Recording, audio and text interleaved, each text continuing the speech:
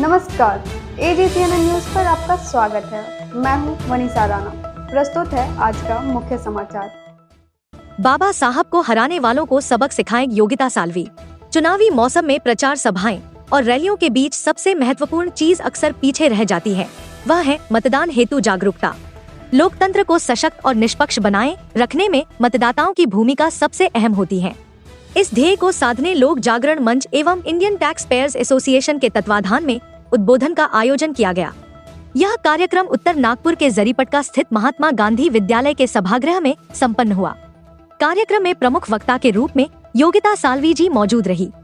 योगिता जी एक सामाजिक कार्यकर्ता, अंतधर्मीय विवाह परिवार समिति सदस्य, सेंसर बोर्ड सदस्य और जिला नियोजन समिति की सदस्य हैं। कार्यक्रम में उपस्थित मातृ शक्ति को योगिता साल्वी जी का मार्गदर्शन प्राप्त हुआ। जो लोग सबसे पहले देश और समाज को प्राथमिकता देते हैं, उन्हें अपना अमूल्य मत देने का आग्रह उन्होंने किया। जो लोग केवल पूज्य डॉक्टर बाबा साहब अम्बेडकर के नाम पर वोट बटोरना चाहे, उन्हें नकार देना चाहिए, उन्होंने आगे कहा। जो औरंगजेब के काल, तब औरंगजेब का शासन था, उस शासन में उन्होंने काशी विश्वेश्वर जी का मंदिर का पुनरुत्थान किया था। कितनी हिम्मत थी, कितनी हिम्मत। उसके ही वंशज हम हैं। हाँ, क्रांति ज्योति सावित्रीबाई फुले, माता रमाई, इन सभी के वंशज हम हैं। और उन सभी का तो छोड़, हमारी जो अजी पंजी जो है इंग्रज काल में, मुसलमान के काल में, हमने हमारा धर्म शाबूत रखा है, हमारे कल्चर शाबूत रखा है। वो चाहती थी तो प्रलोभन से या डर से मुस्लिम धर्म अपना सकती थी और उनका शासनकाल कायम रख सकती थी, लेकिन उन्होंने किया क्या? फिर आज हम क्यों नहीं? मुझे मालूम है बहुत सारे मुंबई में मुझसे बहस करते हैं, ये क्या, हम सब इंसान हैं, हिंदू मुस्लिम क्या करती रहती है। मैं हिंदू मुस्लिम नहीं करती हूँ। मैं संविधान और शरिया, इन दोनों के बीच में का जो अंतर है ना, वो सोचती हूँ।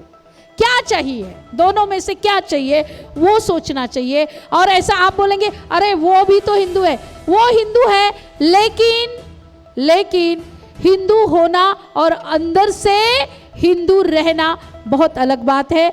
इसके लिए बहनों, मैं आज सभी को विनंती करती हूँ और भाइयों, आप सभी को विनंती करती हूँ कि आने वाले सत्ता काल में ये जो वोटिंग है, इसमें ये ना सोचे कि कौन उम्मीदवार है, मैं उनको जानता नहीं, इसके सिवाय अलग कोई रहता था तो, या फिर ऐसा सोचेंगे नहीं जो है वो होने दो। नहीं, हमें परिवर्तन चाहिए। इस जो जगह है, परिवर्तन चाहिए। हमारे साथ में वो चाहिए जो हमारे विचारधारा से निगड़ित है। और हमेशा राजा का बेटा ही राजा बनेगा क्या? जो हमेशा सत्ता में है वही सत्ताधारी बनेगा? अभी परिवर्तन है। इस विधानसभा में तो परिवर्तन की जरूरत है, क्योंकि आप में से, आपके विचारधारा में से जो देश के बारे में, समाज के बारे में जो सोचता है, वो कोई भी रहने दो, उसके लिए हमें वोटिंग करना बहुत ज़रूरी है। और मैंने कहा कि वो तो बात अलग है कि देश के लिए, धर्म के लिए, समाज के लिए। अब वक्त आया है हमारे खुद के लिए। हमारे खुद के लिए वक्त आया कि हम वोटिंग को जाए, 100% वोटिंग करें और उस व्यक्ति को, उस विचारधारा को करें जिसके सत्ता काल में हम सुरक्षित रहे और सम्मानित रहे। ऐसे लोगों को हमें वोटिंग करनी है। बाकी आपकी चॉइस है, मैंने बता दिया, मैंने बहुत सारे विकल्प रख दिए, आपकी चॉइस है क्या करना है। वो कोई फंसाता है। अभी मैंने गांव में जाके देखा है, हजार रुपए के पर्चे, हम पैकेट हमारे सामने बट रहे हैं, और गाड़ी में क्या, आला पंजाला। मैंने बोला कशाला आला, गळा था पहला आला पंजाला एक है, और 1000 रुपए के ऐसे पैकेट बट रहे। बेचारे गरीब लोग मजूरी में, दिन भर में उनको ज़्यादा पैसा, उनको 1000 5,000 क्या है?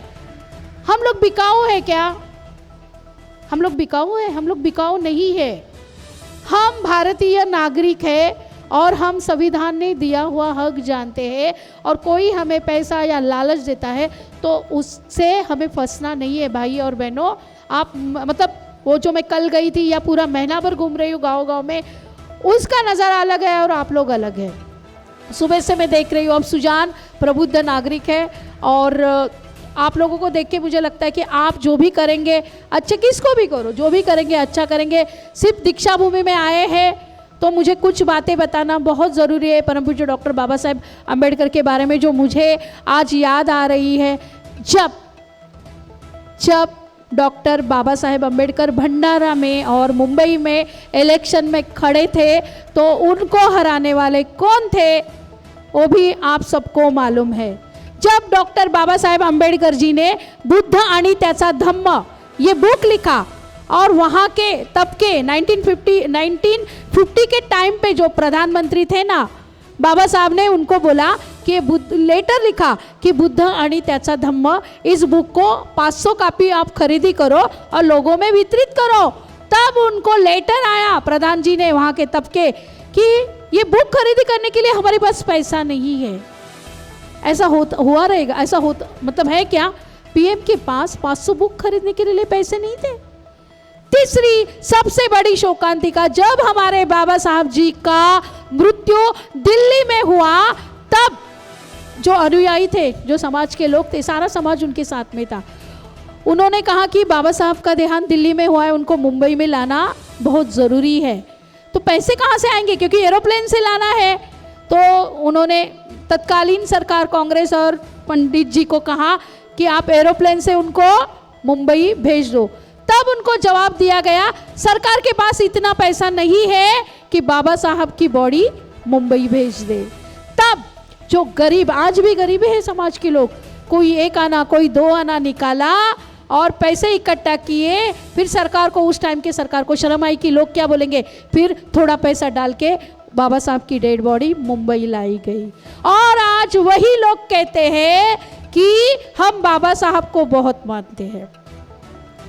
भाई और बहनों, मैं आपको यही कहना चाहती हूँ कि कौन क्या कहता है, कौन क्या करता है, ये बात सजगता से हमें देखनी है, सोचनी है। हम बुद्धिवादी हैं।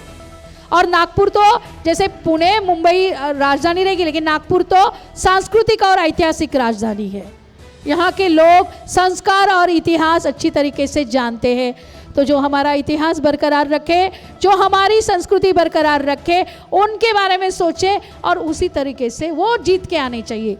सत्ता स्वार्थ के लिए नहीं, सेवा के लिए ये जो सोचते हैं ना, वैसे लोग सत्ता में जाने के लिए हमें रास्ते में उतर के वोटिंग करनी पड़ेगी। जैसे हम भंडारा करते हैं ना, भंडारा सबको बुलाते, आइए भाई बहनों, आइए भाइयों, खिलाते हैं ना प्यार से खाना, वैसे ही वोटिंग के दिन हमें घर से बाहर निकलना है। सुबह से, जैसे हमारी घर की शादी हो, सुबह से निकलना है और सबको इकट्ठा करके वोटिंग को लेके जाना है। और जैसे बताया, उनको भी बताना है कि क्यों वोटिंग, क्यों, किस लिए, और हम वोटिंग करेंगे तो क्या होगा, ये बताना बहुत ज़रूरी है। इतना कह के मैं जो मेरा वक्तव्य है वो समाप्त करती हूँ। जय हिंद, जय महाराष्ट्र, वंदे मातरम। आज के लिए बस इतना ही। मुझे दीजिए इजाजत। नमस्कार।